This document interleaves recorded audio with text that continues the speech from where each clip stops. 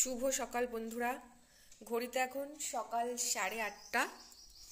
এই দেখুন, আমি রান্না বসিয়ে দিয়েছি। ছেলেকে স্কুলে নিয়ে যাব, তাই তাড়াতাড়ি রেডি করার চেষ্টা করছি।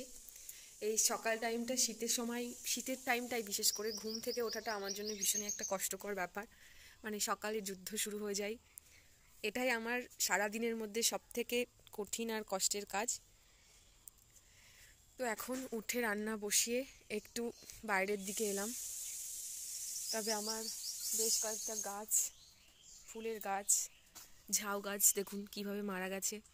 এটা অ্যাকচুয়ালি আমি কিছুদিন বাড়িতে ছিলাম না, তো সেই সময় গাছের কোনো যত্ন নেওয়া হয়নি। সেই জন্যেই বাড়িতে এসে দেখি একটা গাছ পুরোই মারা গেছে, আর একটা গাছের অবস্থাও খুবই খারাপ। তো বেশ কিছু গাছ লাগিয়েছিলাম এখানে, যে গাছগুলো এখন আর নেই ভালো।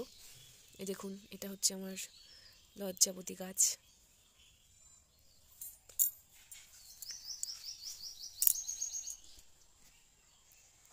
তো আমার মতো সকালবেলা ঘুম থেকে উঠতে কার কার কষ্ট হয় জানাবেন কমেন্ট করে।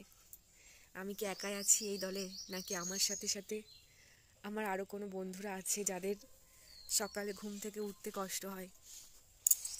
এই গাছটাতে কিন্তু প্রচুর লঙ্কা হয়েছিল এবার, এখনও বেশ কিছু লঙ্কা আছে গাছে।